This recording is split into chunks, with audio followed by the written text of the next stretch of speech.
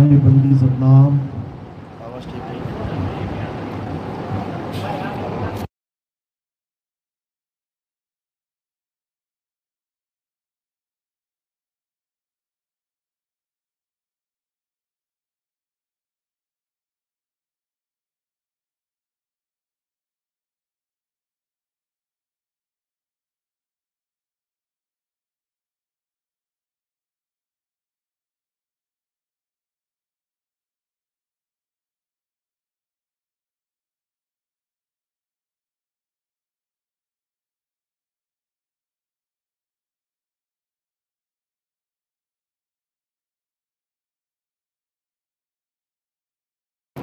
बोलिए परम पिता परमात्मा की, सदगुरु बंदी छोड़ कबीर साहिब की, सदगुरु मदन पति साहिब की, सदगुरु दुल्लभ पति साहिब की, सदगुरु जौहर पति साहिब की, सदगुरु वैराग पति साहिब की, सभी संतों की, सभी भक्तों की, सत्संग कराने वालों की, इनके माता पिता की, इस गांव नगर बस्ती की, आज के आनंद की, सकल हंस को बंदगी साहेब बंदगी सतनाम सतनाम।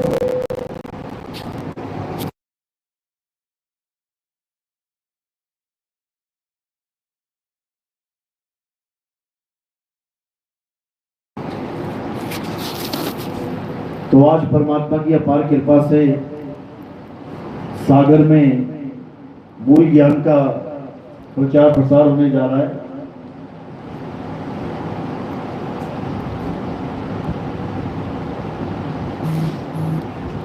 बहुत बड़े भाग हैं उन जीवों के जो आज इस सत्संग को सुन पाएंगे, और उससे भी बड़े भाग हैं उन जीवों के जो इस सत्संग को थोड़ा सा भी समझ पाएंगे, क्योंकि ये मूल ज्ञान है, ये जल्दी समझ में नहीं आता, लेकिन परमात्मा की कृपा हो, बंदी छोड़ की दया हो, तो ये ज्ञान बहुत ही सहजता से समझ में आने लग जाता है। तो आज इसी मूल ज्ञान को अच्छे से समझेंगे और अपने जीवन का कल्याण करेंगे।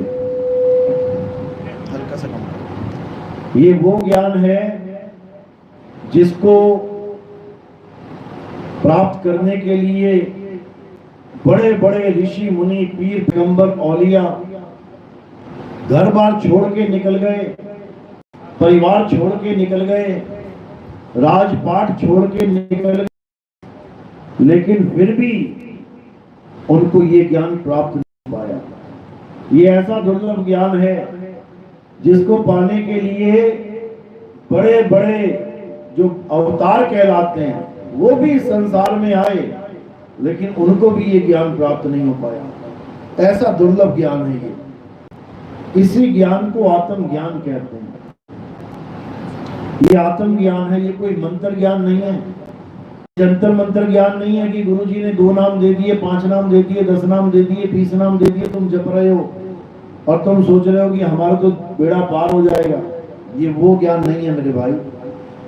ये वो ज्ञान नहीं है कि कोई जपी तपी सन्यासी तुम्हारे जीवन में आ गया, तुम्हें जब से तब से जोड़ दिया और कहता है कि तुम्हारी मुक्ति हो जाएगी। ये वो ज्ञान नहीं है। ये वो दुर्लभ ज्ञान है जो युगों युगों में प्रकट होता है, जिसके लिए सब संतों ने अपने सत्संगों में, अपनी वाणियों में महिमा गाई है। कलयुग में सतयुग आएगा, ये वो ज्ञान है जो कलयुग में सतयुग ला सकता है, नहीं तो किसी की ताकत नहीं कि कलयुग में सतयुग ले आए। ये वो आत्म ज्ञान है। तो आज इस आत्म ज्ञान को अच्छे से समझेंगे और सत्य सत्य का निर्णय करेंगे, और पुराने संतों ने जो अपनी भविष्यवाणियों में इस समय का जिक्र किया है, इस ज्ञान का जिक्र किया है, उसको अच्छे से समझेंगे। तो आज का सत्संग शुरू करने से पहले मालिक के नाम पे जयकारा लगाएंगे। बोलिए परम पिता परमात्मा की सदा ही जय हो, साहिब बंदगी सतनाम। तो आज का सत्संग सत्य और असत्य पर निर्भर है। आज का सत्संग सच और झूठ पे आधारित है। क्या है सच, क्या है झूठ, बस हमें इन दो हो जाए तो समझ लो कि हमारा जन्म सफल हो जाए। लेकिन दुख के साथ कहना पड़ता है कि जो सत्य की बात कर रहे हैं जो सत्य को परमात्मा बोल रहे हैं वही सत्य को नहीं जान पा रहे हैं। वो मंत्रों को सत्य मान बैठे हैं, ये नाम जप लो, वो नाम जप लो, इन्हीं 52 अक्षरों को सत्य मान बैठे हैं। कल्याण नहीं होगा। क्यों नहीं होगा? क्योंकि ये 52 अक्षर किसी का कल्याण नहीं कर सकते। ये 52 अक्षर आपको जपी तो बना सकते हैं। खूब नाम जपो, सुबह शाम नाम जपो, इससे क्या होगा? नाम जपने वाला जपी होता है, तपस्या करने वाला तपी होता है, घर बार छोड़ के नदी के किनारे बैठ जाने वाला सन्यासी होता है। इन तीनों से किसी का कल्याण होने वाला नहीं है। इसीलिए साहिब समझा रहे हैं, ना मैं जप में, ना मैं तप में, ना एकांत निवास में, और मोह को कहां ढूंढे रे बंदे, मैं तो तेरे पास में। कहते ना तो कोई मंत्र जपने की जरूरत है, ना ही कोई तपस्या करने की जरूरत है, और ना ही घर बार छोड़ के किसी नदी के किनारे कोई झोपड़ी बना के बैठ जाओ, या जंगल में कहीं झोपड़ी बना के बैठ जाओ, कहीं जाने की जरूरत नहीं है। इसी दुनिया में, इसी संसार में, इसी शहर में, इसी गांव में, अपने ही घर में आपको परमात्मा की प्राप्ति होगी। बस आपके जीवन में क्या होना चाहिए? एक वेदी गुरु आ जाए। बस जैसे वेदी गुरु आ गया, समझ लो कि आपकी किस्मत जाग गई। और जपी तपी सन्यासी आ गया, समझ लो आपकी किस्मत फूट गई किस्मत आपकी। इसीलिए कबीर साहब ने बोला, है प्रगट पर दीखत नाही, सतगुरु सैन सहारा हो, आवे न जावे जन्मे नहीं मरे, सो निज पीव हमारा हो। कहते वो आता नहीं है, जाता नहीं है, जन्मता नहीं है, मरता नहीं है तुम्हारे पास, लेकिन तुम्हें उसका भेद नहीं पता, इसलिए तुम उस हिरण की तरह उसे ढूंढते रहते हो। जैसे एक कस्तूरी में, कस्तूरी कुंडल बसे, कहते हैं साहिब नाभि में कस्तूरी है, और हिरण ज्ञान न होने के कारण बन बन फिरता है और अंत में जाके कहीं मर जाता है। सारी उम्र बीत गई, भटकते भटकते, कोई कहता है ये कर लो, कोई कहता वो कर लो, कोई कहता है फलाना चले जाओ, ठिकाना चले जाओ, कोई तुम्हें कहीं पहुंचा देता है, कोई तुम्हें कहीं पहुंचा देता है, लेकिन जहां पर वो वस्तु है वहां कोई नहीं पहुंचा पा रहा। इसलिए साहिब ने कहा, मोह को कहां ढूंढे रे बंदे, मैं तो तेरे पास में, ना मैं जप में, ना मैं तप में, ना एकांत निवास में, ना मंदिर में, ना मस्जिद में, ना काबे कैलाश में, अरे खोजी होए तुरंत मिल जाऊं, एक पल की तलाश में। एक पल की तलाश है बस। वेदी गुरु मिल गया, एक पल में इशारा कर देगा। कहते सतगुरु सैन सहारा हो, एक सैन मिल गई, समझ लो जन्मों जन्मों का खेल खत्म हो गया। अब उस सैन के द्वारा तुमने परमात्मा को प्राप्त करना है, इशारे के द्वारा, क्योंकि सारा खेल इशारे का है, मंत्रों तंत्रों जंत्रों का नहीं है। साहिब समझा रहे वाणी में, हम वासी वा देश के, जहां जात वर्ण कुल नाही, शब्द मिलावा हो रहा, देह मिलावा नहीं। सबसे पहले तो देह का खंडन कर दिया साहिब ने कि कच्ची देह, 5 तत्व की देह, इस पे क्या भरोसा करके बैठे हो? गुरु को देह मान के बैठे हो, सोच रहे हो देही तुम्हें पार कर देगी। अरे वो तो कब्रिस्तान से, शमशान घाट से आगे नहीं जा सकते, वहीं पे भस्म हो जाएगी। वो कब्रिस्तान से पार नहीं हो सकती, भवसागर से पार कैसे होगी? तो देही को सत्य नहीं मानना है। देही तो एक जरिया है तुम्हें ज्ञान समझाने का, इससे ज्यादा कुछ नहीं। किसी को इंसान आदमी की देही मिल गई, किसी को औरत की देही मिल गई, है दोनों मिट्टी, मिट्टी में ही मिल जाएंगे, कोई भी देह सत्य नहीं है। तो कह रहे हैं शब्द मिलावा हो रहा और देह मिलावा नहीं। पहले तो देह को अपने दिमाग से निकाल दो कि कोई गुरु तुम्हें पार करेगा, उस गुरु की ऐसी शक्ल होगी, उस गुरु के ऐसी खाल ऐसे बाल होंगे, बिल्कुल दिमाग से निकाल दो, क्योंकि देही गुरु है ही नहीं। गुरु कौन है? अरे शब्द गुरु, सुरत धुन चेला।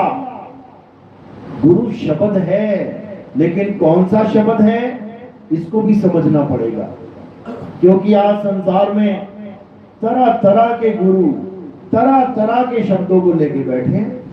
कोई कह रहा हमसे शब्द ले लो, कोई कह रहा हमसे शब्द ले लो, कोई कह रहा हमसे 2 शब्द ले लो, कोई कह रहा हमसे 3 शब्द ले लो, कोई 4, कोई 5, कोई 7, कोई 10 लेके बैठा है।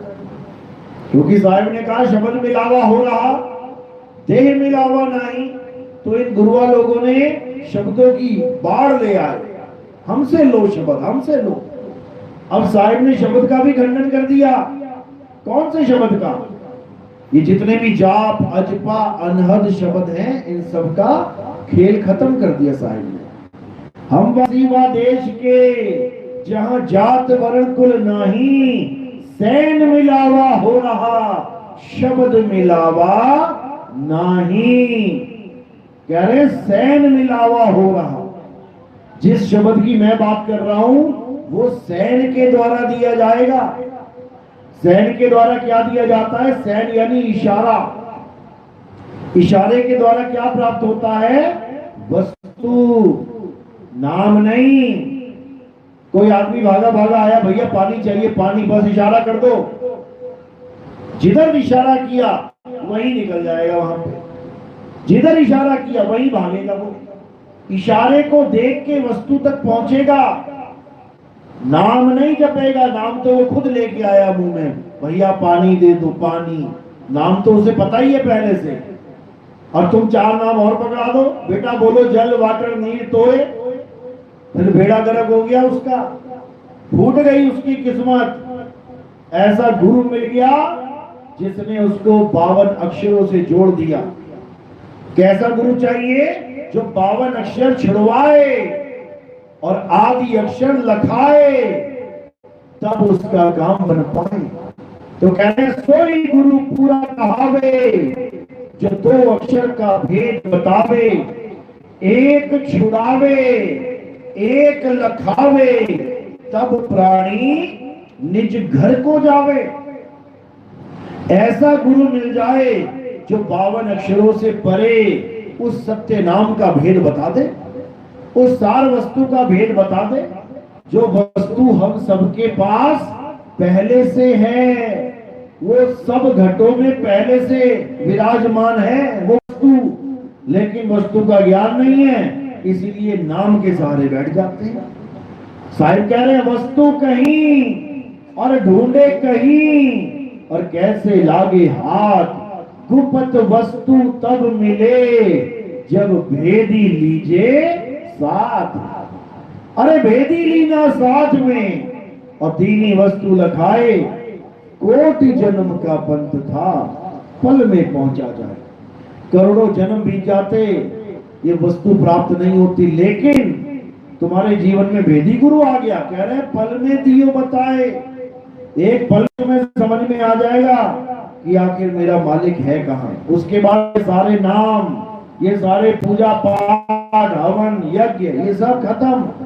फिर केवल एक ज्ञान चलेगा, एक नाम चलेगा, एक भाषा चलेगी, एक झंडा चलेगा, जिसके बारे में बाबा जय गुरुदेव ने अपने कई प्रवचनों में खुले मंच से ललकारा।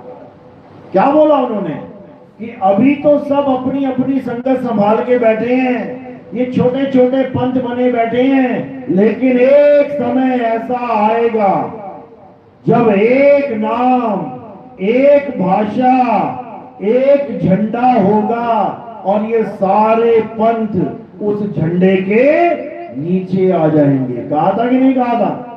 किसको पता है? आप खड़ा करो जरा। बाबा जय गुरुदेव ने अपनी भविष्यवाणी में डंके की चोट पे बोला था, लोग पूछते रहे बाबा जी वो कौन है, हमें उसके बारे में बता दो। बाबा जी ने क्या कहा? बड़े बड़े महात्माओं ने इंतजार किया है समय का, तुम भी करो, तुम्हें खुद समझ में आ जाएगा कि वो एक नाम, एक भाषा, एक झंडा वो कौन लहराएगा, तुम्हें खुद समझ में आ जाएगा। इतना कह के बाबा जी ने 1980 में ये भी बोल दिया, क्या बोला कि अभी तो तुम 5 नाम जप रहे हो, तुम्हारी मुक्ति हो रही है, लेकिन जब आने वाला यानी भविष्य में जो महात्मा आएगा उसको ऊपर से आवाज आएगी और फिर वो उस एक आवाज को बताएंगे इन 5 नामों से, इस जय गुरुदेव नाम से, उसके बाद आपकी मुक्ति नहीं होगी। साफ बोला उन्होंने, लिखित प्रमाण है। वो कहते हैं अभी तो तुम जो दिया जा रहा है कर रहे हो, करते रहो, लेकिन जब वो समय आएगा जब उस एक नाम, एक भाषा, एक झंडे की महिमा चलेगी, तब ये 5 नाम और वो जय गुरुदेव नाम, इससे तुम्हारी मुक्ति नहीं होगी। बिल्कुल क्लियर कर दिया उन्होंने। कभी भी अपने पंथ में किसी आने वाले गुरु की कोई बात ही नहीं करी, सारी दुनिया को भविष्य बताते चले गए और अपने पंथ में भविष्य का गुरु नहीं बताया कि मेरे बाद कौन आएगा, कभी नाम नहीं लिया। इसीलिए आज उनके एक से अनेक पंथ बन गए, 20-25 गुरु बने बैठे बाबा जय गुरुदेव के पंथ में, जबकि उन्होंने अपनी वाणी में बोला कि कोई भी गुरु बनने वाला काम मत करना। अपनी संगत को बोला गुरु मत बन जाना तुम लोग, क्योंकि अगर तुम गुरु बन गए तो तुम उस पंथ से वैर विरोध करने लग जाओगे जो आने वाला पंथ है। ये उन्होंने 1980 में बोला था कि हमारा कोई भी शिष्य गुरु नहीं बनेगा। लेकिन हुआ क्या, बाबा जी के जाने की देर थी, किसी ने कहीं मोर्चा उठा लिया, किसी ने कहीं झंडा उठा लिया, एक से अनेक पंथ हो गए। जबकि बाबा जय गुरुदेव कहते रहे कि अनेक से एक हो जाएंगे, लेकिन कोई इनकी बात को समझ नहीं पाया। आज यही सोच के बैठे हैं कि जो हो रहा है होने दो, उससे क्या होगा, कुछ नहीं होगा। उन्होंने अपनी बातों में इशारा कर दिया था कि एक नाम एक झंडा। देखो नाम वो 5 दे रहे हैं, लेकिन महिमा एक नाम की गा रहे हैं कि आने वाले यानी भविष्य में एक नाम की महिमा चलेगी। और दे वो 5 नाम रहे हैं, वो केवल इसलिए नाम दे रहे थे ताकि ये संगत मजबूत हो जाए उस एक नाम को समझने के लिए। पहली क्लास से लेके 12वीं तक इसलिए पढ़ाया जाता है ताकि 12वीं के बाद जब बच्चा कॉलेज में जाए तो उसको वो कॉलेज का ज्ञान समझ में आ पाए। अब 12वीं तक भी नहीं गया तो कॉलेज में एडमिशन लेके पास हो जाएगा क्या? होगा ही नहीं एडमिशन उसका। इसलिए एक बेस बनाया जाता है, एक पटरी बिछाई जाती है। उस काम में बाबा जय गुरुदेव ने बहुत महत्वपूर्ण योगदान दिया है। सारे समाज को मीट मांस से, नशों से दूर किया। सारे समाज में आप देखोगे गौ हत्या पे बैन करवाया, इतना कुछ किया, इतना समाज को सुधार किया। किस लिए? इसलिए किया कि उनके एक पंथ से 20 पंथ हो जाए, एक दूसरे को देख के राजी नहीं है, एक दूसरे को अपशब्द तक बोले जा रहे हैं।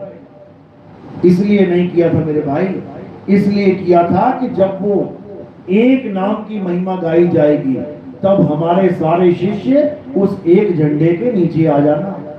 ये 5 नाम से किसी की मुक्ति होने वाली नहीं है। साहब ने समझाया अपनी वाणियों में, कहते हैं 5 नाम और 5 मुद्रा, सोई निश्चय जाना, तिसके आगे पुरुष पुरातन, तिसकी खबर ना जाना।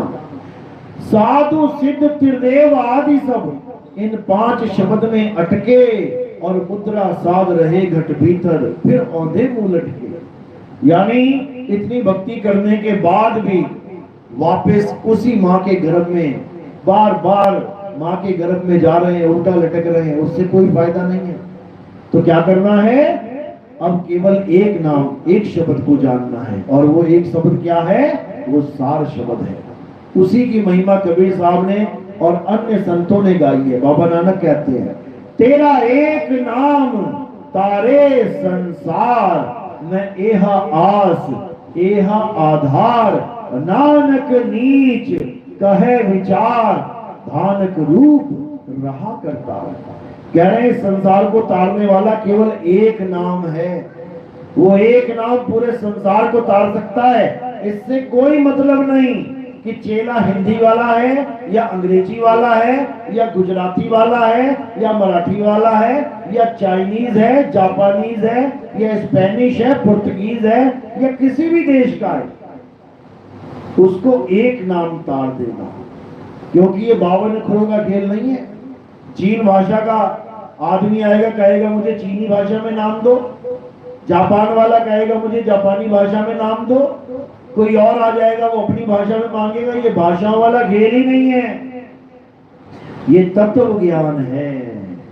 कोई प्यासा है किसी भी भाषा का क्यों ना हो, अगर आगे पानी मांगेगा तो उसको बिना अक्षरों वाला पानी पकड़ाया जाएगा कि बेटा ये पकड़ पानी, इसी से तेरी मुक्ति होगी, और वो अपना पानी पी के गला गीला कर लेगा। इतनी सी बात को नहीं समझ पाते लोग, और क्या करते हैं, झगड़ा मचा देते हैं 52 अक्षरों का। हम ये नाम जपेंगे, हम वो नाम जपेंगे, इससे मुक्ति होगी, इससे नहीं होगी। अरे किसी से भी नहीं होगी, क्योंकि ये सारे 52 अक्षर जीव के आधार पे चलते हैं। कह रहे 52 अक्षर जीव आधारा, आदि अक्षर जीव्या से न्यारा, वाही को सत सिमरण कहिए, सिमर सिमर नर उतरो पारा। ये जीव का खेल है सारा। जितने भी नाम बने हैं इस दुनिया में, ये सब जीव के कारण बने हैं। अगर सबकी जीव ना होती, अब बताओ कौन सा नाम होता? दुनिया वैसे ही चलती, सारे काम वैसे ही करते आप, केवल अक्षर ना होते। अक्षर ना होते तो क्या होता? तो इशारों में काम चल रहा होता। इशारों में चलता था पहले काम, पहले इशारों के द्वारा ही ज्ञान चलता था। धीरे धीरे अक्षरों की खोज हुई तो भाषाएं बन गई, और ये कब तक बनी रहेंगी? जब तक जीव है। सब जीव खत्म हो जाए, सारी भाषाएं खत्म हो जाएंगी, क्योंकि ये होठ कंठ जीव का ही काम है, अक्षरों को उत्पन्न करना। लेकिन कबीर साहब का जो अक्षर है वो इन भाषाओं का गुलाम नहीं है। साहिब समझा रहे हैं, अरे होठ कंठ लागे नहीं और जीवा नहीं उच्चार, गुप्त वस्तु जो लखे सो निज हंस हमार। जो उस गुप्त वस्तु को लग लेगा वही मेरा हंस है, उसी की मुक्ति होगी। बाकी जितने भी बैठे हैं इनमें से एक का भी कल्याण नहीं हो सकता। साहिब समझा रहे हैं कि 52 अक्षर कहां से आए हैं, समझ लो। 52 अक्षर मुख से आए हैं, जीभ से, कंठ से, होंठ से आए हैं। साहिब कह रहे हैं इन शब्दों से मुक्ति होने वाली नहीं है। अरे शब्द शब्द सब कोई कहे, वह तो शब्द विदे और जीवा पे आवे नहीं। वो नाम जीव पे नहीं आ सकता जिससे मुक्ति होगी। और 52 अक्षरी नाम ये सारे आते ही जीव पे हैं। कोई भी नाम ले लो, अल्लाहु अकबर, राम राम राम, वाहिगुरु वाहिगुरु वाहिगुरु, निरंजन ओंकार अरंकार सोहम सतनाम, सतपुरुष अकाल मूर्त शब्द स्वरूपी राम, ओम कलियम हरियम शरियम। कोई भी नाम उठा के ले लो, कहां आ रहा है? जीव पे। और साहिब क्या कह रहे हैं? अरे 52 अक्षर जीव आधारा। ये सारे नाम इसलिए बोल पा रहे हो क्योंकि जीव से बोले जा रहे हैं, जीव के आधार पे है। आदि अक्षर जीव्या से न्यारा। जो मुक्ति का नाम है वो जीव से परे है, वो जीव पे नहीं आता, और वो एक है। कोई 5 मत समझ लेना कि वो 5 नाम है, 5 शब्द है, बिल्कुल नहीं।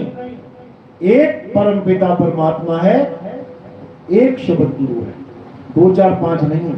तो साहिब यही समझा रहे हैं, शब्द शब्द सब कोई कहे, वह तो शब्द विदे और जीवा पे आवे नहीं। निरख परख कर ले, वो जीव पे नहीं आता। कि तुम्हें हिंदी में नाम दे दिया या अरबी में नाम दे दिया या गुजराती बंगाली में नाम दे दिया, वो जीव पे नहीं आता। वो जीव पे आने वाली चीज ही नहीं है। वो तो वस्तु है, जिस वस्तु के द्वारा तुम हिल रहे हो, डुल रहे हो, चल रहे हो, खा रहे हो, पी रहे हो, बोल रहे हो, डोल रहे हो, वो वस्तु क्या है? वो आत्मा है, आत्म देव है। कह रहे हैं उस वस्तु को जानो जिसको आत्म देव कहा जाता है।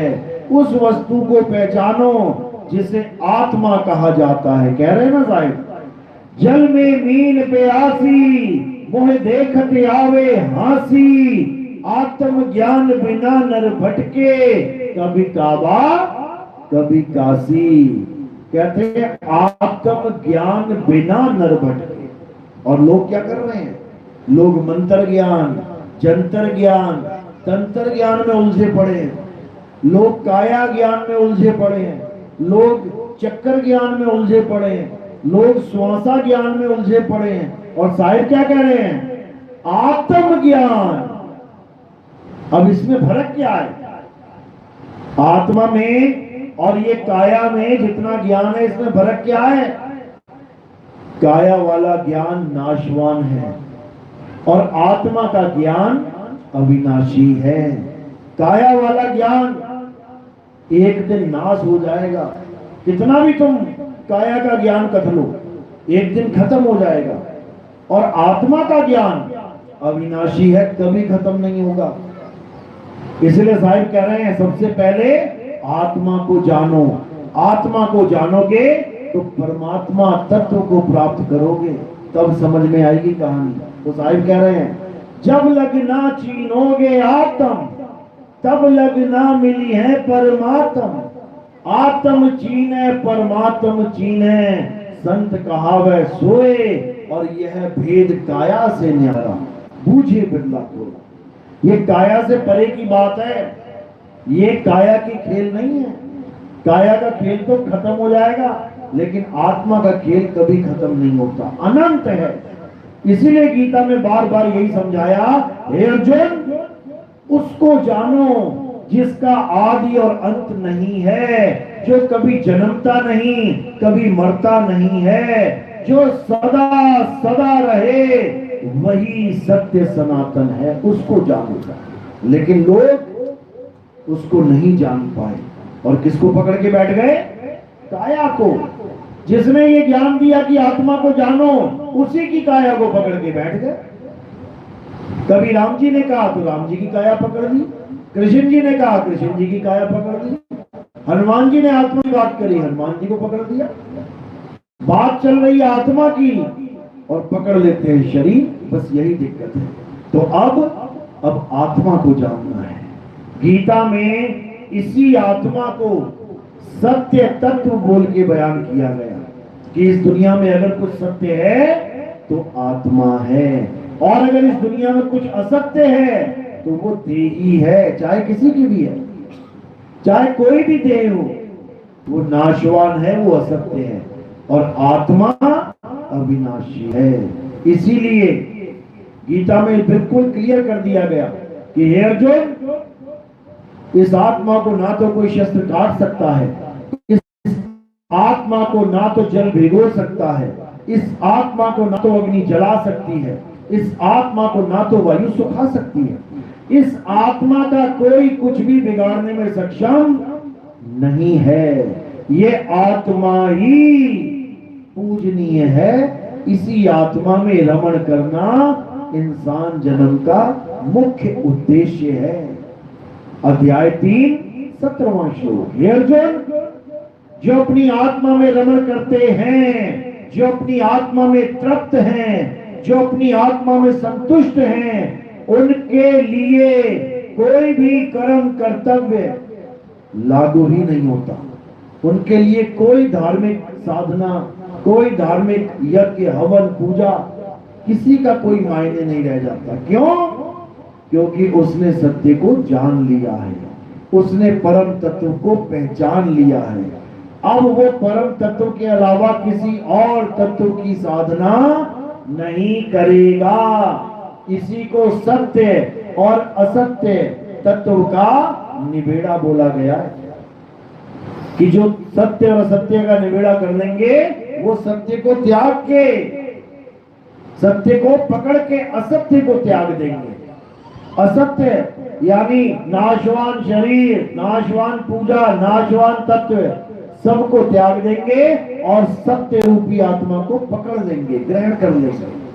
तो समझाने वालों ने समझा दिया, लेकिन अज्ञानी जीव नहीं पाया। इसीलिए हमारे धर्म में देखो किस किस की पूजा हो रही है। कोई कहता हम पीपल की पूजा करते हैं क्योंकि पीपल में भगवान है। कोई कह रहा हम पत्थर की पूजा करते हैं, पत्थर में भगवान है। कोई कह रहा हम चूहे की पूजा करते हैं, सांप की पूजा करते हैं। हम सबकी पूजा कर लेते हैं क्योंकि सब में भगवान है, केवल आत्मा की पूजा छोड़ रहे। आत्मा की पूजा करनी आती नहीं तो करेंगे क्या? आत्मा की पूजा के अलावा सबकी पूजा कर देते हैं। यही अज्ञान है। ये कोई बहुत महान कार्य नहीं कर रहा तुमने। यही समझाया जा रहा है गीता कि हे अर्जुन, ये शरीर तो कपड़े हैं, ये नाशवान है। इन कपड़ों की पूजा करने वाला कभी सत्य सनातनी नहीं हो सकता। तो क्या करना है? अब आत्मा की पूजा करनी है, आत्मा की आरती गानी है, आत्म तत्व को पहचानना है। कबीर साहब यही समझा रहे हैं कि जब तक तुम्हारे जीवन में आत्म ज्ञानी गुरु नहीं आ गया तब तक तुम असत्य के साथ ही जुड़े रहोगे। और आत्म ज्ञानी गुरु क्या करता है? आत्म ज्ञानी गुरु तुम्हारा ध्यान पूरे संसार से हटा देता है, क्योंकि संसार में तुम्हें जो कुछ भी दिख रहा है वो तुम्हारे ध्यान को भटकाने के लिए ही बना है। ये माया है, जड़ माया। तो साहिब समझा रहे हैं, सूरत फंसी संसार में, तासे पड़ गई दूर, और सूरत बांध स्थिर करो, आठों पहर हुजूर। यानी इस संसार में सुरता कहां फंसी है? जितनी भी चीजें दिखाई दे रही हैं उसमें फंसी पड़ी है। कोई काया में फंस गया, कोई माया में फंस गया, कोई बीवी बच्चों में फंस गया, कोई जमीन जायदादों में फंस गया, कोई किसी में फंस गया, कोई किसी में फंस गया। दिखने वाली चीजों में सब फंसे पड़े हैं। इसीलिए दिखने वाली चीजों को माया बोला गया। संतों, जो दिखे सो माया। जब दिखा तो फंस गया।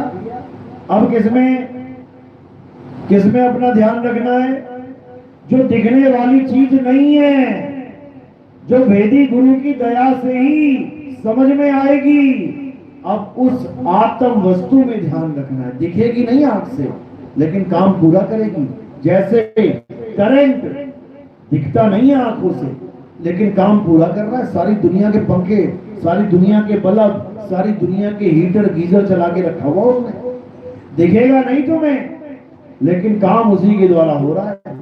इसी प्रकार आत्म तत्व तुम्हें दिखाई तो नहीं देगा, लेकिन ये काया माया सब उसी से चल रहे हैं। तो अब क्या होगा? अब तुम्हें आत्म तत्व का ज्ञान होगा। आत्म तत्व का ज्ञान मतलब तुम्हें तुम्हारा ज्ञान होगा, क्योंकि तुम काया नहीं, तुम आत्मा हो। लेकिन अपने आप को भूल बैठे हो, इसलिए तुम्हें लग रहा है मैं आदमी, मैं औरत, मैं बच्चा, मैं बूढ़ा, मैं जवान, मैं इतनी तारीख को पैदा हुआ, मैं इतने साल बाद मर जाऊंगा। यही भ्रम है।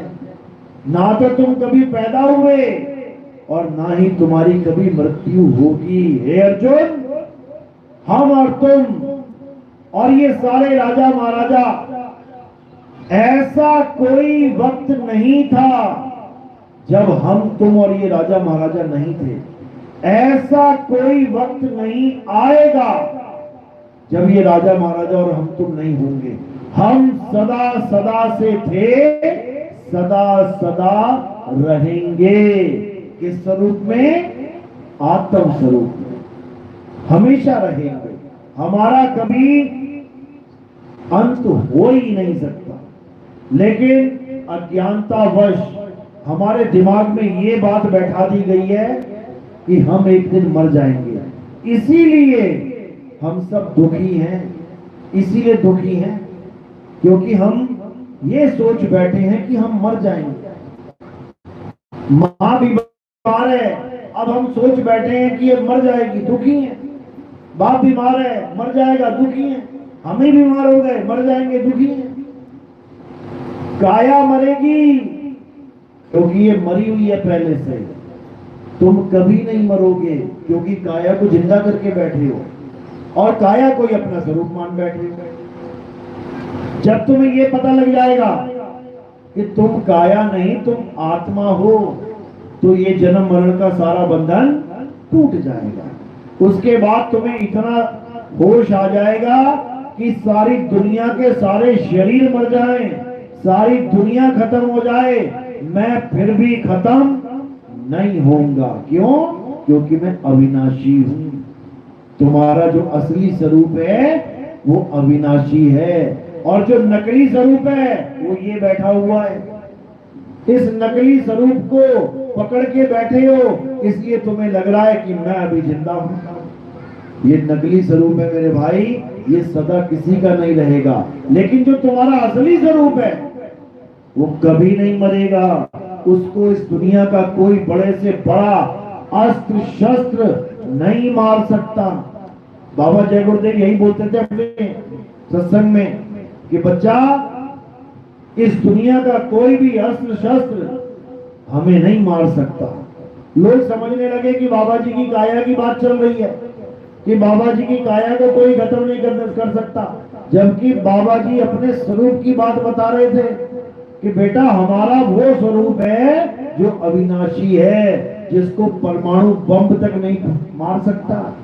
कोई परमाणु बम भी फेंक दे काया के ऊपर, ये खत्म होने वाला नहीं है आत्म स्वरूप। काया का बचेगा कुछ नहीं और आत्मा का बिगड़ेगा कुछ नहीं। लेकिन इस आत्म स्वरूप को कोई जान ही नहीं पाएगा जब तक उसके जीवन में आत्म ज्ञान देने वाला वेदी सदगुरु नहीं आ गया, तब तक किसी का कल्याण नहीं हो सकता। इसलिए कबीर साहब ने, नानक साहब ने, रविदास जी महाराज ने, संत पलटू, भीखा दास, सब संतों ने आत्म ज्ञानी गुरु की महिमा गाई है कि जब तक भेदी गुरु, आत्म ज्ञानी गुरु तुम्हारे जीवन में नहीं आ गया, तुम्हारा जन्म कभी सफल नहीं हो सकता। कितना ही मंत्र जप लो, कितनी तपस्या कर लो, बता भी रहे हैं तपो राज राजो नरकम, यानी जब तक करोगे तो राजपाट मिल जाएगा, और राजपाट मिलेगा तो फिर व्यभिचार में पड़ जाओगे, फिर नरकों में आ जाओगे। क्या फायदा है ऐसा भैया जाप ताप का? तो अब इस जब तक को छोड़ना है और अपने आत्म स्वरूप को जानना है। तुम्हारे आत्म स्वरूप को तुम पहचान जाओगे तो तुम्हारा जन्म मरण सदा सदा के लिए खत्म हो जाएगा। उसके बाद तुम अकर्ता भाव में रहोगे। उसके बाद इस संसार में जो कुछ भी हो रहा है, जो कुछ भी तुम्हारे द्वारा भी हो रहा है, उसको तुम अपने द्वारा किया नहीं मानोगे, अकर्ता भाव में आ जाओगे। कर्ता भाव खत्म हो जाएगा। नानक साहब समझा रहे हैं कि आत्मज्ञान प्राप्त होने के बाद क्या होगा। जब लग जानो मैं हूं करता, तब लग गर्भ जून में फिरता। जब लग जानू बैरी नीत, तब लग नीचल नाही जीत। यानी जब तक मैं ये समझ रहा हूं कि मैं ये कर रहा हूं, मैं ये कर रहा हूं, मेरे द्वारा ये हो रहा है, ये हो रहा है, फंस जाओगे। अब आत्म स्वरूप में आके अकर्ता जानो खुद को। तुम कुछ नहीं कर रहे हो। ये तीन लोग, ये माया का क्षेत्र है, ये माया का संसार है, ये सारे कार्य माया के द्वारा ही किए जा रहे हैं। लेकिन तुम्हें ये आभास कराया जा रहा है कि ये तुम कर रहे हो, तुम कर रहे हो, तुम कर रहे हो। जैसे सपने में तुमने 1000 आदमियों को गोली मार दी, और जैसे तुम सुबह उठे पुलिस वाले तुम्हें पकड़ने आ गए कि तुमने 1000 लोगों को मारा है, तो तुम क्या कहोगे? मैंने मारा है? तुम कहोगे भैया मैंने किसी को नहीं मारा, वो तो सपना था। मैंने किसी को नहीं मारा, मैं किसी को नहीं मार सकता, वो तो सपना था। अकर्ता हो जाओगे तुम उसी वक्त कि मैंने कुछ नहीं किया, वो तो सपना था, वो तो माया का खेल था, दिखा दिया मुझे कि मैंने इतने लोगों को मारा है, तो मैं सत्य थोड़ी नहीं मान लूंगा कि मैंने मारा है। नहीं तो दिखाओ कहां है लाशें, सपना है वो। इसी प्रकार ये जगत भी एक सपना है, लेकिन इस जगत को तुम सत्य मान बैठे हो कि हाँ ये काम मैंने किया, हाँ मैं ही कर रहा हूं। तो कह रहे जब लग जानू मैं हूं करता, तब लग गर्भ जून में फिरता। जब तक तुम ये मान रहे हो कि ये सारे काम तुम कर रहे हो, तब तक तुम गर्भ जून में आते जाते रहोगे, कोई बचाने वाला नहीं है। और जैसे ही तुम अपने सत्य स्वरूप को जान लेते हो, उसके बाद इस दुनिया में होने वाला कोई भी कर्म ये तुम्हारे द्वारा नहीं हो सकता, ये तुम्हें अच्छे से समझ में आ जाएगा। उसके बाद तुम अपने आप को कभी दोषी मानोगे ही नहीं, क्योंकि तुमने किया ही नहीं है। सपने में पता नहीं तुमने क्या क्या किया हुआ है, कितने सपने आए आज तक। तो क्या तुम सिर पे बोझ लाद के घूम रहे हो? अरे मैंने सपने में उसको मारा, अरे मैंने सपने में उसको ये कह दिया, अरे मैंने सपने में ये कर दिया। कुछ नहीं किया, तो सब माया का खेल है। तुम्हें दिखाया जा रहा है, भरमाया जा रहा है। इसीलिए इस माया से बचना है। और कैसे बचेंगे? अपने सत्य स्वरूप को जान के बचेंगे। जैसे ही सत्य स्वरूप को जान लिया, अब तुम्हें समझ में आ जाएगा कि ना मेरे हाथ, ना मेरे पैर, ना मेरा सिर, ना मेरी आंखें, ना मेरे कान, ना मेरी जुट, कुछ भी नहीं है मेरा। ये सब माया का खेल है, माया का संसार है, माया का शरीर है। मुझे तो केवल यूज किया जा रहा है इस सपने को चलाने में, इस संसार को चलाने में, इस काया को, माया को चलाने में, इससे ज्यादा कुछ नहीं। तो अब अपने आप को आत्म स्वरूप जानो और उस अवस्था को प्राप्त करो जिस अवस्था को प्राप्त करने के लिए सब संतों ने अपनी वाणियों में बोला है, अपने ग्रंथों में गाया है कि नाम जपो भाई ऐसे ऐसे, ध्रुव प्रहलाद जप्यो हरि जैसे। अब जहां पे जाप आ जाता है, एकदम दिमाग में क्या खिचड़ी पक जाती है? देखो नाम जपो बोला है, अरे नाम के साथ जपना ही बोला जाता है, लेकिन उसका मतलब ये नहीं होता कि जपो, उसका मतलब होता है याद करो, सिमरो। कह रहे सिमर सिमर नर उतरो पारा, कलयुग में एक नाम आधारा। अब यहाँ पे सिमरो क्यों बोला? फिर जपो बोल देते हैं। सिमरो का मतलब होता है स्मरण करो, याद करो। तो नाम हमेशा याद ही किया जाता है। ये जपने वाला काम तो जप ही कर बैठे हैं गलती से। नाम यानी स्वरूप। कौन सा स्वरूप? सत्य स्वरूप, यानी सत्य नाम। इसको सिमरना है। अरे सत्य नाम को सिमर के तर गए पतित अनेक, तेही कारण नहीं छोड़िए सत्य नाम की टेक। कह रहे हैं सत्य नाम को सिमर के, इसको याद करके तर गए पतित अनेक। कितने कितने बड़े बड़े पापी तर गए। तर गए क्यों? क्योंकि वो समझ गए कि माया का खेल है, मुझे फंसाया जा रहा है, मैंने इस संसार में कुछ ना किया ना कर सकता हूं। लेकिन ये माया इतनी तगड़ी है कि हमें समझ में ही नहीं आने देती कि क्या हो रहा है। और हम इस माया संसार को, इस मायावी जगत को अपना मान के अपनी कर्म भूमि मान लेते हैं, जबकि आत्मा हर प्रकार के कर्म से न्यारी है। गीता में भी समझाया, हे अर्जुन, ये आत्मा अकर्ता है, इसके द्वारा कोई भी कार्य संपन्न नहीं होता, ये कुछ नहीं करती। इससे ताकत लेके मन, माया और 3 गुण, 5 तत्व, 25 प्रकृति ये कार्य पूरा करते हैं। लेकिन इस बात को तब तक नहीं समझ में आएगी ये बात जब तक तुम्हें आत्मज्ञानी गुरु नहीं मिल जाता। तो इसलिए कबीर साहब यही महिमा गा रहे हैं कि इससे पहले कि मृत्यु आ जाए, इससे पहले कि तुम्हारा शरीर नाश हो जाए, उस अविनाशी तत्व को, उस परम तत्व को जान लो, पहचान लो, तभी कल्याण होगा। नहीं तो हालत खराब हो जाएगी। अंत समय से पहले पहले तुम्हें अपने अविनाशी स्वरूप को प्राप्त करना है।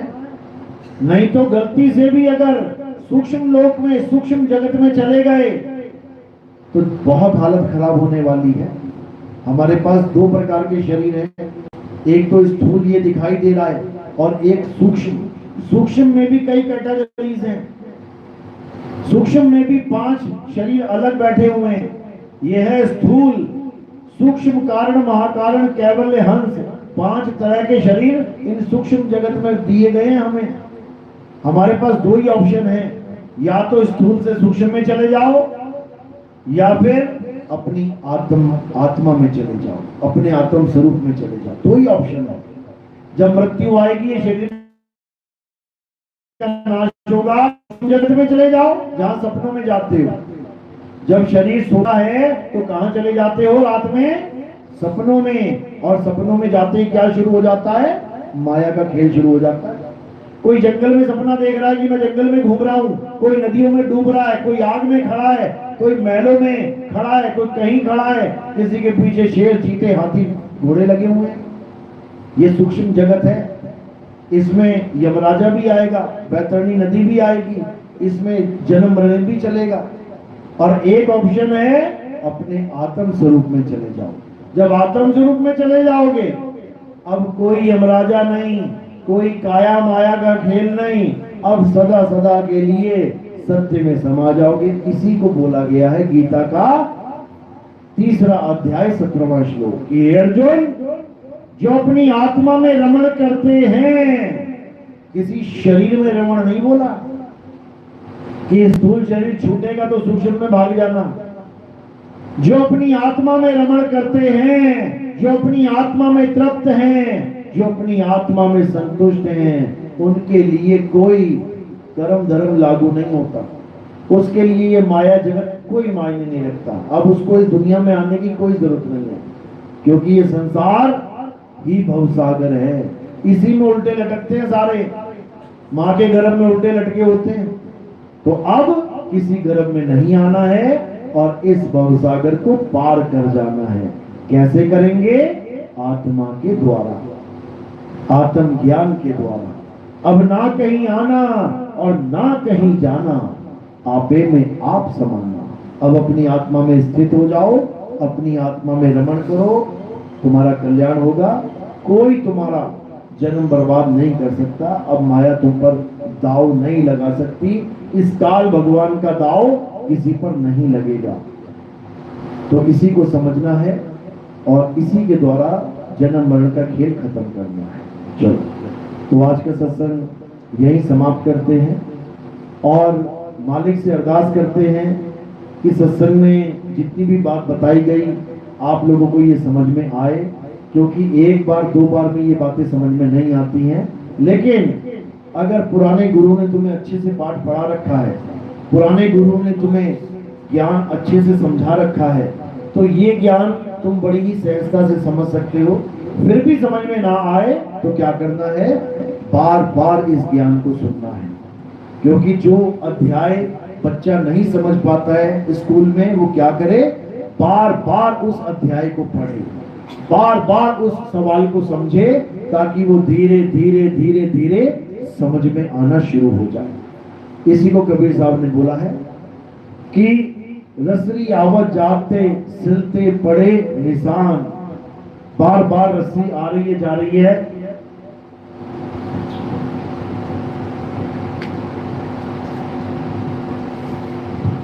बार बार रस्सी आ रही है जा रही है, तो देख रहे हो कि पनघट पे कितने बड़े बड़े निशान बन जाते हैं पत्थर पे रस्सी के। एक बार दो बार से नहीं हुए, बार बार से। तो बार बार अभ्यास से जड़मत हो सुजान, रसरी आवत जाते सिरते पड़े निशान। तो बार बार जब ये ज्ञान सुनोगे तब तुम्हें समझ में आएगा कि आखिर में सत्य है क्या। और बार बार ज्ञान कहाँ सुनोगे? यहाँ तो एक सत्संग करके चले जाएंगे। आगे क्या करना है? YouTube चैनल आता है हमारा, कहत कबीर सुनो भाई साधो, नितिन दास, या फिर आप सत्संग लिखेंगे नितिन दास के सत्संग, आपको ये सत्संग आ जाएगा, YouTube पे आ जाएगा। अच्छे से इसको समझो, देखो। मुद्दा एक ही है कि आत्मज्ञान समझ में आना चाहिए। आत्मज्ञान के अलावा जितना भी ज्ञान है ये सब आपको बंधन में लेके आएगा। केवल और केवल ये आत्मज्ञान ही ऐसा ज्ञान है जो निर्बंध ज्ञान है। ये तुम्हारी अवस्था को बदलेगा, ये तुम्हें जीव नहीं रहने देगा, ये तुम्हें पीव अवस्था तक पहुंचा देगा। तो जीव अवस्था का ज्ञान क्या है? ये जितने भी शरीरों की पूजा चल रही है, ये जितने भी जीव की पूजा सर्वे सर्वा बता के चल रही है, ये सब जीवों का ज्ञान है। हमारे कबीर पंथ में भी ये जीव का ज्ञान बहुत ज्यादा प्रसारित किया जा रहा है। लोग जीव को ही सत्य माने बैठे हैं, लेकिन कबीर साहब की वाणियों में आप देखेंगे कि जीव को सत्य नहीं बताया कबीर साहब ने। जीव को अविनाशी तो बताया है, लेकिन बंधन में बंधा हुआ बताया है। क्या कह रहे हैं? बहु बंधन में बांधेया एक बेचारा जीव, और कै बल छूटे आपने जो न छुड़ाए थी। कहते हैं इस बंधन में ये जीव बंधा हुआ है, नाना प्रकार के बंधन बंधे हुए हैं। इसको छुड़ाने वाला पीर जब तक नहीं आएगा तब तक इसके बंधन टूट नहीं पाएंगे। इसी जीव को नाना प्रकार के 84 लाख योनियों में भ्रमण करना पड़ता है। साहिब समझा रहे हैं, जीव सोई जो जुग जुग जीवे, उत्पत्त परलय माही, और देह धरे भर में 84, निर्भय कबहू नाही। कहते बार बार 84 में धक्के खाने जा रहा है, कभी कुत्ता, कभी बिल्ली, कभी हाथी, कभी घोड़ा। कौन बना रहा है इस जीव को? ये काल निरंजन बना रहा है, ये माया का खेल चल रहा है। जीव की दुर्गति इसी निरंजन भगवान के द्वारा हो रही है, और लोग इसी का नाम जप के सोच रहे हैं कि मुक्ति मिल जाएगी। बिल्कुल नहीं, बिल्कुल नहीं। कबीर साहब समझा रहे हैं, साधो निरंजन जाल पसारा। इस निरंजन ने इतना बड़ा जाल बुन दिया है कि बड़े बड़े देवी देवता ना निकल पा रहे हैं इसके जाल से। बड़े बड़े देवी देवता इसके जाल से नहीं निकल पा रहे हैं। एक आम जीव की क्या हैसियत है जो इसके जाल से निकल जाए? नहीं निकल सकता। लेकिन अगर ये उस पीर को जान ले, उस सत्य स्वरूपी आत्म देव को जान ले, तो कहते हैं बड़ी सहजता से निकल सकता है। कैसे? कह रहे बंदे को बंधा मिला और छूटे कौन उपाय, कर सेवा निर्बंध की, और पल में लेत छुड़ाए। यानी बंधे को बंधा मिला, यहां गुरु भी बंधा, चेला भी बंधा है। गुरु भी जीव है, चेला भी जीव है। यहां दोनों ही जीव अवस्था में बैठे हैं। कैसे पार होंगे? कहते कर सेवा निर्बंध की, उसकी सेवा कर जो 4 दाग से न्यारा है। कह रहे 4 दाग से सतगुरु न्यारे, अजरो अमर शरीर, और कोई गाडे कोई अग्नि जरावे, ढूंढ न पाया शरीर। 4 दाग कौन से हैं? पहला दाग है जन्म लेना, यानी सतगुरु यानी परमात्मा कभी मां के गर्भ से नहीं आते। दूसरा दाग है भोजन करना, वो कोई खाना पीना नहीं खाते, वो बंदी छोड़ हैं। तीसरा दाग है ये ब्याह शादियां करना, ये काम वासना, वो ब्याह शादियां नहीं करते। और चौथा दाग है मृत्यु, मर जाना, उनकी कभी मौत नहीं होती। वो कौन से गुरु की महिमा है? शब्द गुरु की, जिसके लिए कबीर साहब कह रहे हैं, अरे जग मर्यादा कारणे गुरु की रामानंद, शब्द हमारा गुरु है सदा हमारे संग। जग मर्यादा कारणे, इस दुनिया की मर्यादा के कारण हमने गुरु धारण किया। कौन सा? रामानंद। उच्च कोटि का ब्राह्मण था, पत्थर पूजता था, पत्थरों की सेवा करता था, पत्थर को भगवान मानता था, ठाकुर मानता था। कबीर साहब गए उसके पास कि हमें नाम दीक्षा दे दो, हमने आपको गुरु धारण करना है। क्यों? क्योंकि जहां भी हम ज्ञान सुनाते हैं लोग हमसे ये पूछते हैं कि तुम्हें ये ज्ञान कहां से हुआ। तो हम जवाब नहीं दे पाते क्योंकि हमारा कोई गुरु है ही नहीं। इसलिए हमें आपको गुरु धारण करना है। तो गुरु जी क्या बोले? हम नीच जात वालों को चेला नहीं बनाते, हमारे शिष्य उच्च कोटि के ब्राह्मण हैं। अब बड़ा चक्कर पड़ गया, क्या किया जाए? तो कबीर साहब छोटे से बालक बनके पंचगंगा घाट पे बनारस में, काशी में लेट गए पौड़ियों पे। अब गुरुजी आए स्नान करने, तो उनका पैर कबीर साहब के सिर पे लग गया। अब बच्चा रोने लगा। अब बच्चे को रोता देख गुरुजी ने गले से लगा दिया। कहते बेटा रो मत, राम राम जप। मिल गया नाम दीक्षा राम राम की। लेकिन ये कल को मानेंगे नहीं कि इन्होंने मुझे राम राम की दीक्षा दी, तो क्या किया जाए? कबीर साहब ने उनके गले में से माला तोड़ दी, सारे मन के नीचे गिर गए, मात्र एक मन का उनके हाथ में रह गया, वो छुपा लिया उन्होंने। क्यों? क्योंकि वही मन का कल सबूत बनेगा कि हमारी और आपकी भेंट पंचगंगा घाट पे हुई थी, आपने हमें नाम दीक्षा दी है, आप हमारे गुरु, हम आपके चेले। तो जब अगला दिन आया और कबीर साहब ने वही मन का अपने गले में धारण कर दिया, सूत तो वो काटते थे ही, तो सूत में ही, सूत के धागे में मन का धारण कर लिया। अब जहां भी ज्ञान दें, लोग पूछे आपका गुरु कौन है, तो बोले रामानंद, महर्षि रामानंद। पूरे शहर में हल्ला मच गया कि ये कैसे हो गया, वो तो उच्च कोटि के ब्राह्मणों को शिष्य बनाते हैं, ये एक जुलाहा नीच जात का, इसको कैसे बना लिया चेला। खबर पहुंच गई गुरुजी तक। गुरुजी ने कहा बुला के लाओ कबीर को, वो झूठ कैसे बोल रहा है। कबीर साहब जब सामने आए उनके, तो 7 पर्दे लगा दिए, क्योंकि वो नीच जात वालों के दर्शन भी नहीं करते थे। तो 7 पर्दे लगाए और कबीर से वार्तालाप चल रही है। हाँ भाई कबीर, मैंने तुझे नाम कर दिया। कहते मैंने पंचगंगा घाट पे आपसे नाम लिया था। कहते मेरी मुलाकात तेरे साथ कब हुई। कह रहे हमारी मुलाकात हुई थी गुरुजी। तो वार्तालाप करते करते गुरुजी को याद आया कि समय हो गया पूजा का। तो कहते मैं तुझसे आगे नहीं बढ़ूंगा, बाद में तेरे से मैं बाद में बात करता हूँ, मैं जरा पूजा कराऊं अपनी। तो अपनी पूजा कैसे करते थे, वो मन में करते थे। आंखें बंद करी, ठाकुर जी की मूर्ति सामने आई, उनके कपड़े खोले, नहलाया धुलाया, कपड़े पहनाए, माला पहनाई, उसके बाद मुकुट रख दिया। ये उनकी पूजा थी, रोज की दिनचर्या। मुकुट रखने के बाद आरती होती थी। तो कबीर साहब के साथ जब वार्तालाप हुई, अब वो पूजा कैसे कर रहा है। ठाकुर जी की मूर्ति सामने ध्यान में लेके आए, कपड़े खोले, नहलाया धुलाया, कपड़े पहनाए, मुकुट रख दिया, माला डालनी भूल गए। अब मुकुट कैसे उतारे, माला डालने के लिए बड़े चक्कर में पड़ गए कि इस कबीर के चक्कर में मेरी इतने वर्षों की मेहनत, इतने वर्षों की पूजा आज खंडित हो रही है। बिना माला डाले मैं आरती कैसे करूंगा।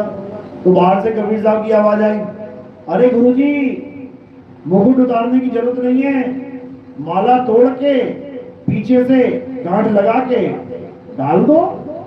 अब इतनी बात जब समझ में आई तो भागे गए बाहर, हटा के पर्दे वर्दे। अरे भाई तू कौन है, कौन है तू, मेरे मन की दशा कैसे जान रहा है, मेरे मन की बात कैसे पकड़ ली, तुम कौन हो बताओ मुझे। कहते गुरु की कुटी में चलो जरा, मैं वही हूं जो तुम्हें पंचगंगा घाट पे एक बच्चे के रूप में मिला था। अरे वो तो छोटा सा बालक था, तू तो 5-6 साल का लड़का है। तो वही छोटा सा बालक बन के भी अपना रूप दिखाया कि देखो यही था ना। अरे यही था भाई, कौन हो तुम। तो कबीर साहब ने कहा कि मैं इस संसार में काल निरंजन से लोगों को बचाने आया हूं, मैं इस जीव को बचाने आया हूं। ये काल निरंजन सबको अलग अलग रूपों में अपनी पूजा करवा के बैठा है। कोई राम जी की पूजा कर रहा है, कोई हनुमान जी की, कोई श्याम जी की, कोई किसी की, कोई किसी की। अरे सारे रूप इसी के हैं, ये सारे रूप इसी के हैं। ये अपने अलग अलग रूपों की पूजा करवा के सारी दुनिया में भगवान बना बैठा है। इसी काल निरंजन से बचाना मेरा परम कर्तव्य है, मेरा परम उद्देश्य है इस संसार में आने का। तो समझा भी रहे हैं कि देव निरंजन सकल शरीरा, तामे भ्रम भ्रम रहल कबीरा। कि देव निरंजन नाना प्रकार के रूप धारण करके बैठा है और इसी में इस जीव को उलझा रखा है। जीव अपने सत्य स्वरूप को प्राप्त नहीं कर पा रहा और इसी निरंजन की पूजा में लगा पड़ा है। समझो बात। तो अब इस निरंजन को नहीं पूजना है, किसी काया को नहीं पूजना है, अब आत्मा को जानना है। अब पूजा आत्मा की करनी है, अब आत्म देव को पूजना है। गुरु ग्रंथ साहब में बिल्कुल क्लियर लिखा है, आत्म देव पूजिए गुरु के सहज सुभाए, आत्मेनो आत्मेदि प्रतीत देखकर ही पर्चा पाए। कि अगर इस दुनिया में कोई पूजनीय है तो वो आत्मदेव है। आत्मदेव की पूजा करो और तुम्हारी मुक्ति होगी। लेकिन आत्मदेव की पूजा करें कैसे, ये सबसे बड़ा सवाल उठता है कि आत्मा की पूजा करें, कैसे करें, कैसे होती है आत्मा की पूजा। आत्मा की पूजा तब तक कोई नहीं कर सकता जब तक उसे आत्मज्ञानी गुरु नहीं मिल गया। आत्मज्ञानी गुरु ही तुम्हें समझाएगा कि काया से परे आत्मा की पूजा कैसे की जाती है। आत्मज्ञानी ही तुम्हें समझाएगा कि आत्मा में रमण कैसे किया जाता है, ये सूरत कैसे आत्मा में प्रवेश होती है, जो सारे संसार में भटक रही है, ये तब समझ में आएगा। नहीं तो जितना मर्जी कोई जोर लगा ले, आत्मा का भेद नहीं समझ सकता। और जब तक आत्मा का भेद नहीं जाना, तब तक समझ लो कि ये जन्म कभी सफल हो ही नहीं सकता। इसलिए अब क्या करना है? अब अपनी आत्मा को जानना है, अपनी आत्मा को, अपने आत्म स्वरूप को जानना है। अब किसी सतलोक, अलख लोक, अगम लोक, अनामी लोक में नहीं जाना है। अब किसी स्वर्ग में, नरक में, गोलोक में, ब्रह्मलोक में, विष्णु लोक में, किसी लोक में नहीं जाना है। क्यों? क्योंकि ये सारे लोक माया के द्वारा बनाए गए हैं। जो भी संसार में चीज बनती है बिना माया के नहीं बनती है। तुम्हारा मकान, तुम्हारा बंगला, तुम्हारी दुकान, ये संसार, ये लोक, ये परलोक, ये सब माया का खेल है। क्योंकि बनना बिगड़ना ही माया का खेल है। अब उस लोक में जाना है जो कभी ना तो बना है और ना ही कभी बिगड़ेगा। उस लोक में जाना है जो सदा सदा से है, वो बनने बिगड़ने से न्यारा है। उसको क्या कहते हैं? उसको शब्दपुर कहते हैं, शब्दपुर। जैसे सीतापुर, रामपुर, बलरामपुर, ऐसे ही शब्दपुर। ये कबीर वाणी में आता है कि हम कहां जाएंगे? शब्दपुर में जाएंगे। यानी हमारा सतलोक क्या है? शब्द है। शब्द में समाना है। शब्द में ही समाओगे तो बात बनेगी। तो कह रहे हैं सूरत समाए शब्द में, और वाको काल ना खाए, ये जाप मरे, अजपा मरे, अनहद भी मर जाए। ये तब समझ में आएगी।